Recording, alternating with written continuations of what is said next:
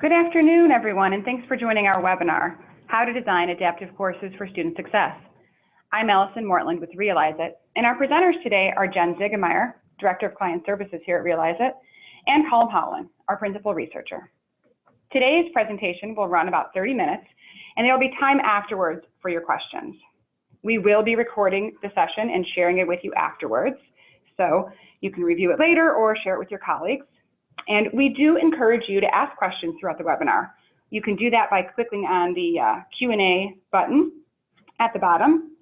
So feel free to ask your questions at any time during the presentation, but we will be holding off on answering them until the end. So with that all out of the way, it's time to get started.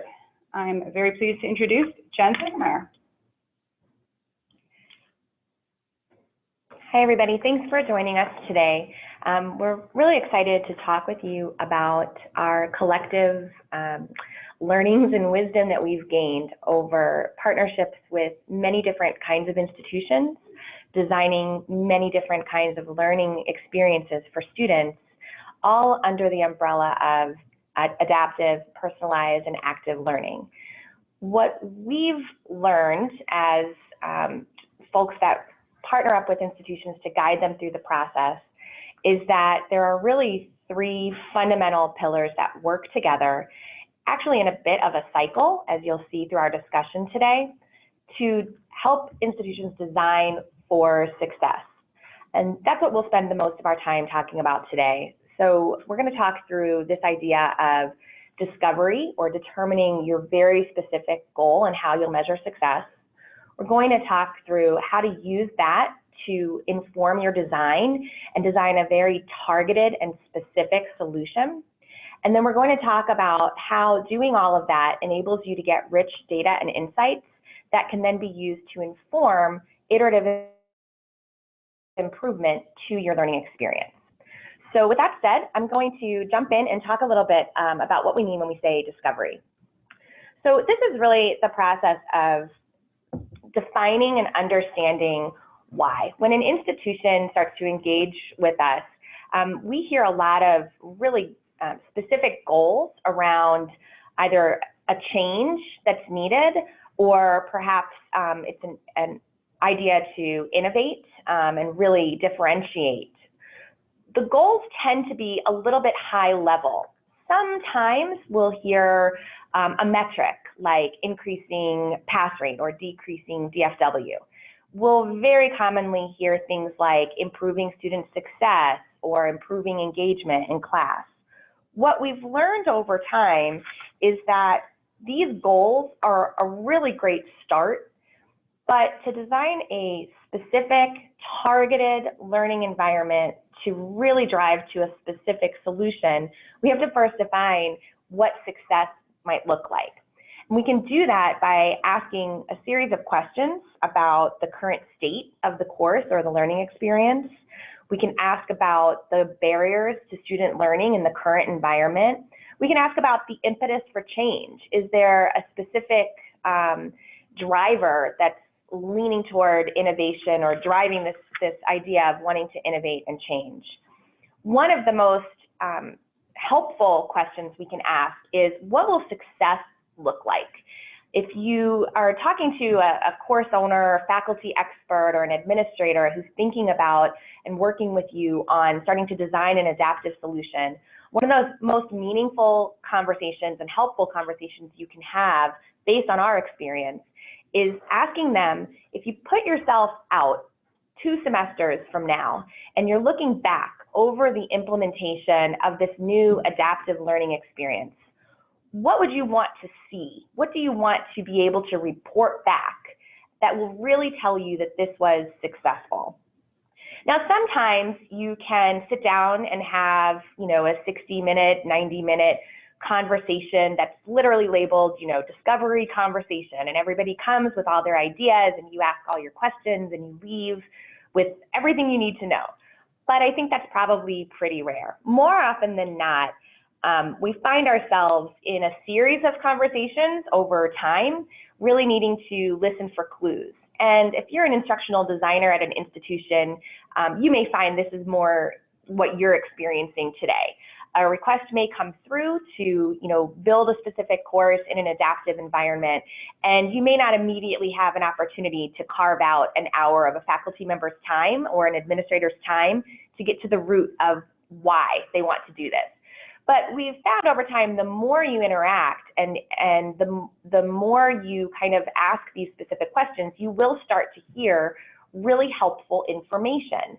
Some of the things that we've heard from institutions over time are here on the screen for you. And you can see they all kind of fall under the umbrella of student success or innovation or a need for change, but they're very different flavors. And as you read through this list, you can see that, gosh, the way you might achieve these different goals might be different now that we see it broken down to a more specific level.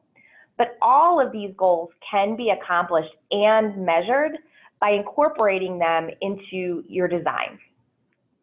In order to do that, we have to first think about, based on the goal and based on the definition of success, what specifically can we impact? What levers can we pull?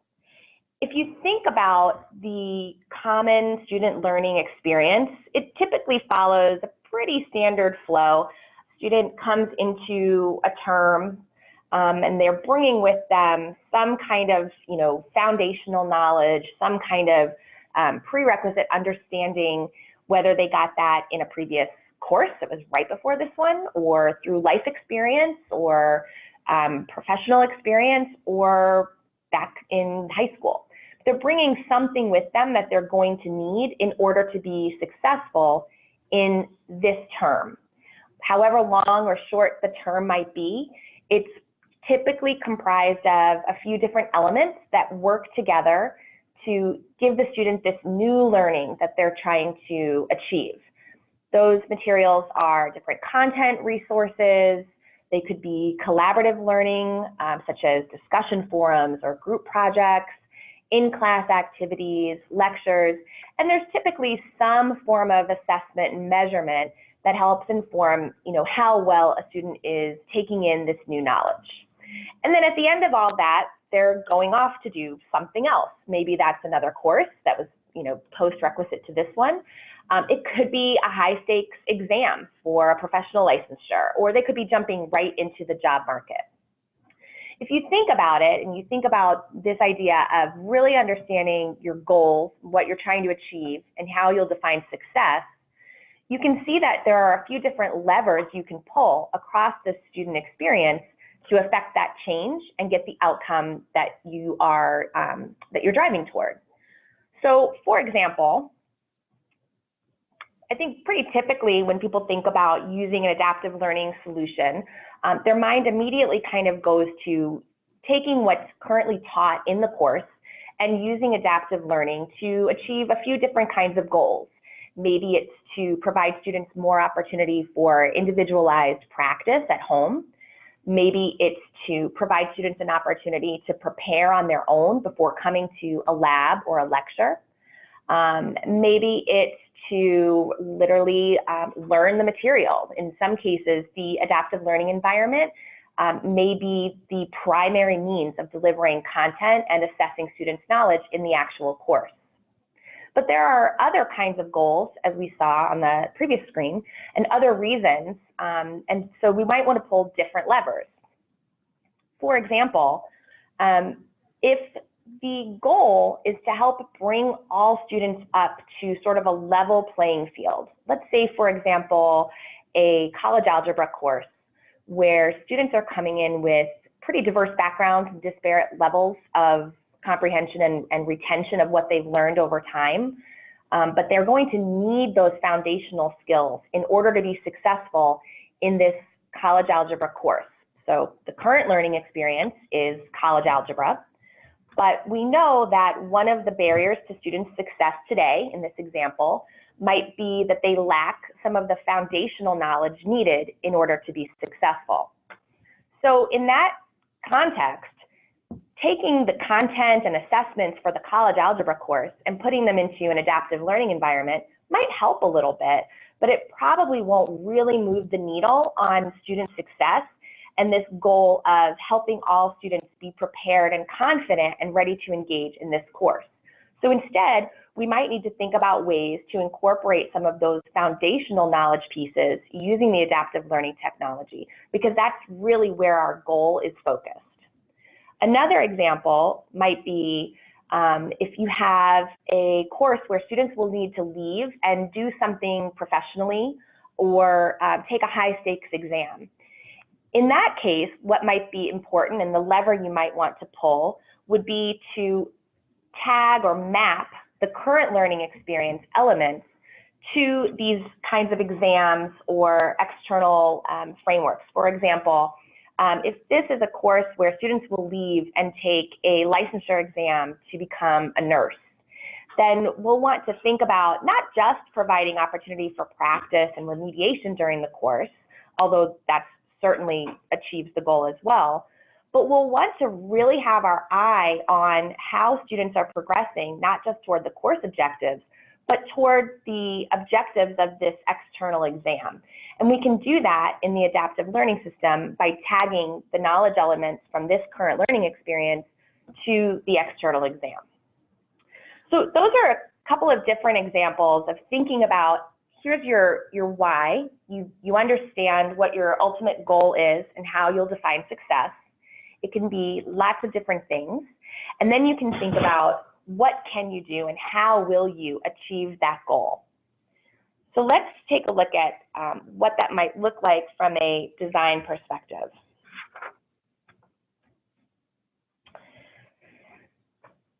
When we think about taking the why and the how and the what and putting it all together, one of the most, I think, critical lessons that we have learned through working with multiple institutions is how important it is to design for the entire student learning experience. The goal on the table might be to take a course and design an adaptive learning component, but we can't forget that from a student perspective and from an instructor perspective, there's a whole ecosphere of learning that's happening, and things need to work together. It really can't be overstated how important it is to consider all of the different elements and how they'll work together. We've heard others talk about making a really intentional connection between what's happening in your personalized learning activities and your classroom activities, for example. We've seen this done really successfully at a variety of institutions. Some that come to mind are an institution that had a goal to improve active learning and kind of change the lecture to more of an active learning environment. So there we were able to think about not just what will we do in adaptive learning, but how does that tie into the goal of improving active learning opportunities in the classroom. This is where your expertise as an instructional designer, if that's your field, really comes into play, because you have a critical role to play here. Just like adaptive learning is not a faculty replacement tool, it's something that can be a tool for faculty and for students. Adaptive learning technology doesn't replace the need for an instructional designer's eye on how all of the elements of the learning experience really work together. In fact, it really highlights the need for that expertise in our experience. So you can kind of think of this whole learning experience in these different elements. I think of them as kind of nesting dolls. They come together to make up a whole, and they sit, some of them sit within others. It's a little abstract to look at it this way. So let's take an example and kind of break it down. So let's say we have a course where the initial goal might have been improve student success. But as we engaged with the course owners and really talked about what is it about student success, what's driving this need for change, what are the barriers today, we uncover that we have a critical foundational gap. So let's use an example of a introductory level biology course. We've got students coming in with all different backgrounds. We've got students coming in that haven't taken biology in a long time. We've got some students coming in prepared. And we want to make sure that everyone is able to engage in the classes, in the lectures and the labs, and that everyone has what they need in order to attempt this coursework, this biology course that's being taught this term. So how will we do that? Well, we're going to want to offer up remediation in a personalized way as students need it, in order to then have students ready to engage in class. And I think this is a good example to talk about, because we see this very often, that goal, that specific goal, and how will you measure success, you might think that you're going to hear crazy metrics and, improve DFW rate by X percentage right off the bat. But the truth is that very often the first goal of the first iteration is really achievable. It's much more kind of realistic and smaller increment around, let's just dip our toe in the water and make sure that we maintain student satisfaction and maintain current state, and let's iterate over time. And we've seen those as, some of the more successful implementations where there's a really realistic goal up front, and then we kind of grow from there. And we'll talk about that when we talk about using data and insights to iteratively improve the learning experience as well. Okay, so we've done our discovery, we have our design goals. Now we have to think about what will be in this learning experience and how will we achieve the goal and drive to this measure of students being ready to engage in the lecture and the lab for this biology course. Remember, our levers are tied to different points in time in the student learning experience. So if you think about this example, taking the content and assessments that are used to teach this biology course and putting them in an adaptive learning environment might help a little bit. Maybe it will help our students to have, additional time to practice on their own. But really, if they're lacking the foundational knowledge and are going to be struggling from day one because they can't remember some of the basics that others in the course do and the faculty might not be covering, then our best bet is to take a look at what comes in the foundational prerequisite knowledge bucket and use that as our what and our how. So we can take our personalized learning activities and design them using content and assessments that are curated specifically to address foundational knowledge gaps. So students can have time on their own to go through personalized lessons, meaning not every student will have to go through all of the material. Some students might skip through it very quickly. Other students might need more time and more practice, but they can do this on their own with the support of a faculty member who's gaining insights about how they're progressing. And this can sit within the larger student learning environment where students are engaging in the activities relative to this biology course. So they're preparing outside, they're reacquainting themselves with some of the fundamentals that they may have forgotten over the past semester or over the past several years. And they're coming in and now learning the new knowledge using the course materials that are offered perhaps in the LMS or perhaps in the in-person, in the lectures and in the labs. Again, everything needs to work together. So as we design this, we're going to be thinking about how can the faculty use the data and insights that they're getting in real time about student learning in the personalized learning activities to inform what's done in, say, the lectures or the labs. For example, an instructor might take the dashboard that shows them how students are doing on the foundational knowledge and use that to group students in the lab.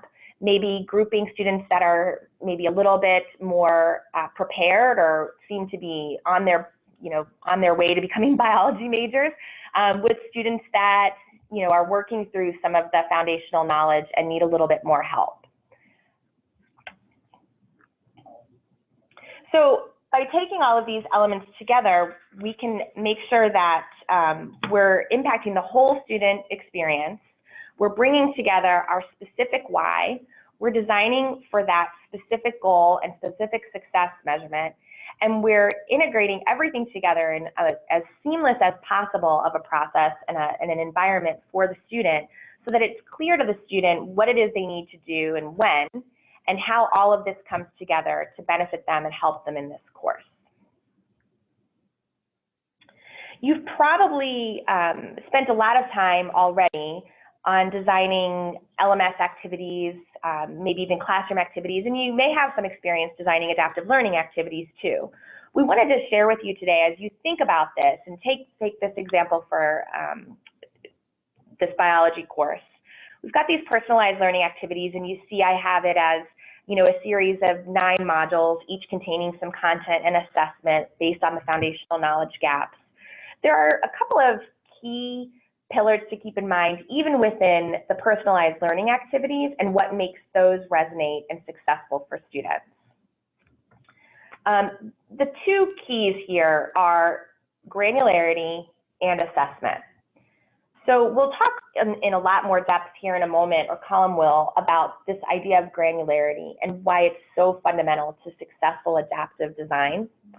But at a high level, it really enables you to assess students' growth at a very granular level. So granularity is this idea that perhaps today you have a unit of work. It's maybe a week's worth or 2 weeks worth of work that students are doing. They're learning certain concepts, and maybe today they take a quiz at the end of that unit. But if a student doesn't perform well on the quiz, we've got a couple of problems. One problem is it's kind of too late. The week is over and they're moving on to the next topic and don't want to fall behind. The other challenge we have is it may be difficult to discern across 100 or 200 or even 40 students how each student, where each student's deficiencies are coming from and what kind of help they specifically need. Within that unit, was there one concept that tripped them up, or did they have a broader issue? By breaking things down to a granular level and assessing along the way with really strong formative and summative assessment, we can assess and measure that, and faculty can intervene in real time and provide students with the coaching and assistance that they need. And so can the personalized adaptive learning solutions. So with that, I'm going to pass the baton to Colin to talk a little bit more about granularization. Thanks, Jen, and hello, everybody. So yeah, granularization, as it says at the top of the slide, it's fundamental to adaptivity. It enables a lot of what goes on in an adaptive platform. First of all, what do I mean by granularization? So by that I mean, you know, we take the course that we want to deliver, or the, you know, the area that we want students to learn, and we break it down into sub areas, into topics, and then down into subtopics, all the way down to individual concepts that we want students to master. So, you know, you might want to teach a student trigonometry, and part of trigonometry are the, you know, the sine, cosine rule, and then another kind of sub-concepts under them would be how to use them to solve various types of problems. So you kind of take your topic, you break it all the way down along, and the level of granularity that you go to kind of depends on what it is you're trying to achieve. But the more granular you go, the kind of more detail that you're getting when you go about doing your analysis, where you're giving more detail to the system about how the domain is kind of structured. When we work through this process with instructors and with instructional designers, it's kind of a new way of looking at your curriculum. It's a way of kind of structuring it and to a level of specificity that they probably haven't done before. And a lot of them have found this to be incredibly helpful, regardless of whether you're going to actually go on to do adaptivity or not, to actually, to break it down like this and to look at your curriculum in a new way. So if we just advance on, what we do is within our system, we take these concepts once we've kind of broken them down to the right level, and we start to create relationships. We start to look at how they kind of flow from one to the next. For us, it's a prerequisite relationships, but even if you're not using our system, to think about how the concepts that you want students to learn and to master are connected to each other. What's the flow from the early stuff, the very basic stuff, on the left of the picture here, to the more advanced stuff on the right? How are we going to how do we want students to progress through this? What are the fundamental pieces that they must have before they're able to make progress? So for us, this allows these kind of maps to kind of fall out. And When you have something kind of broken out like that, and here's a kind of an example where we've done it in a lot more detail, it allows a system, an adaptive system, to gather detail and to gather metrics and analysis at a very fine-grained level. For example, if we know a student is having a problem with a certain question, we're able to bring it back to an individual concept that the student is having a problem with. Not just say that the student is having a problem with a trigonometry question, but they're having problems applying the sine rule or the cosine rule. Another advantage of these kind of networks and kind of structuring your curriculum like this is that you get to build out these kind of larger maps over time. This is not something, the example that's on screen here is not something that you would aim for straight away, but you know, when you're moving through this iterative process and you're building out a certain amount in the first version and moving on in the next version, or the next semester you might build on more of the map, and you get these kind of larger maps. And one of the advantages of them is that you can start to use, say, material from the previous course as foundational or prerequisite material in your follow-on course, and so you can start to kind of reuse different pieces start to bring in some of that prerequisite knowledge and prerequisite content and make it available to students in later versions to kind of fill any gaps that you might have. So yeah, granularization is fundamental, and really the level that you take it to, it depends on what it is you're trying to achieve. The next thing that I want to talk about is kind of going right back to where we started and defining success and what it is you're trying to achieve with your course. We often get people coming along and saying, I want to implement adaptive learning and I want to, improve my student outcomes. So that might be their goal. What you really need to start to do is start to think into that in a little bit more detail and to set out exactly what your goals are. Really kind of dig into it. Do you want to fill gaps in prior knowledge? Is it that you want to increase student engagement? Do you want to make learning more efficient? Are you trying to get students ready for a particular type of exam? Is there target areas? Is there problems in specific parts of the course that you really want to target?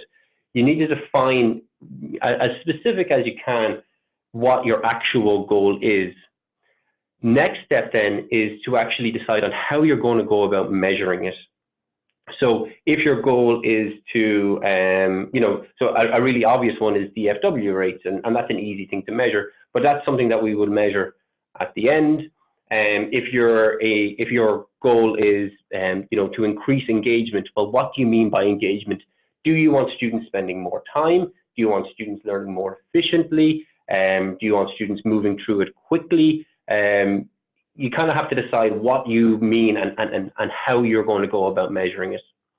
The next step then is to establish a baseline. Once you know how you're going to measure it, you need to know where you're starting from in order to make sure that you're making progress. So again, establish it, or if you're going to look at decreasing your DFW rates, you need to know what your previous DFW rates are. If you want to get students more engaged with the learning process, if you want students to be happy and enjoy using the learning platform more than the previous one, then you're going to have to talk to students and find out what their current opinions are, or how much they're currently using their platform. And also, you want to look at in the next step how you're going to measure incremental progress along the way. If you've got a long course, then you don't want to wait till you get to the very end to see whether you've had an impact or not. You want to be looking kind of at various points along the way to see, are you making any progress towards your goal? Have we moved away from that baseline? And then sometimes it's going to be really easy to do if you're going to be looking at increasing engagement. Are they students engaging with the system? Are they logging in? Are they leaving big gaps? Are they spending time? Are they making progress? Are they answering questions?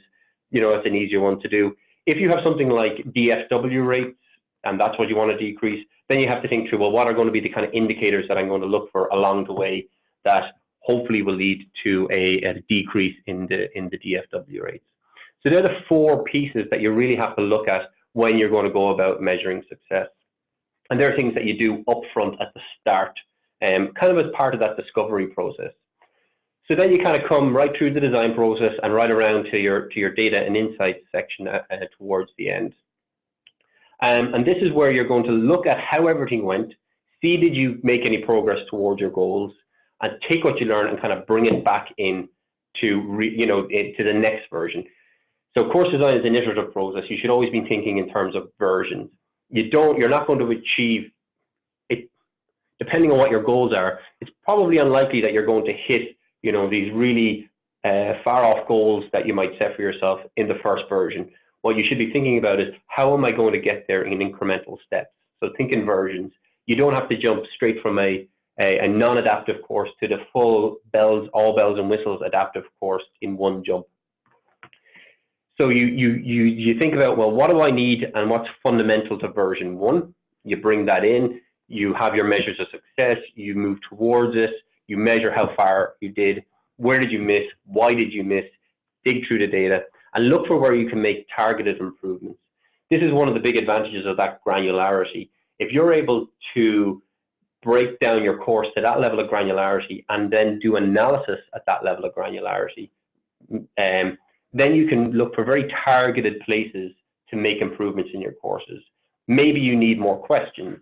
Maybe students are struggling with a particular set of concepts, and we can go and look at the content and see if there's more material, or different types of content, or maybe it's just the content is confusing to students. You'll have the data to be able to tell you where to go about making targeted improvements. You can then make those improvements and follow through in the next version to quantify the impact of any changes that you make. Did providing more content to my students actually help them?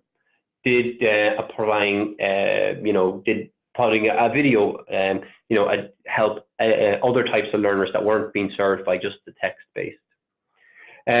We had one institution where they discovered that students were getting through the first 2 weeks of content of work in 1 week. So when they came to the kind of the redesign or moving on to version 2, what they did was they compressed the first 2 weeks down into 1 week of work, leaving time for students to more time for students to work on the more difficult stuff towards the end of the course. So again, to kind of power all of that, the granularization that we talked about is fundamental. The final thing to keep in mind is that when you're going through any process like this, there will be things that you're not going to be able to see up front, unknown unknowns, that for all the plans and all the different pieces that you'll write down, you will discover things along the way that will make you have to change your plans. This is true for any process. Students will act in a way that you didn't foresee. Students will use the system. They'll find ways around things. They will not understand something about it. And you will have to maybe to redesign or change what your goal is going to be and how you're going to, how quickly you're going to be able to get to that goal during the process. So that's just something to keep in mind. So, you yourself also have to be adaptive.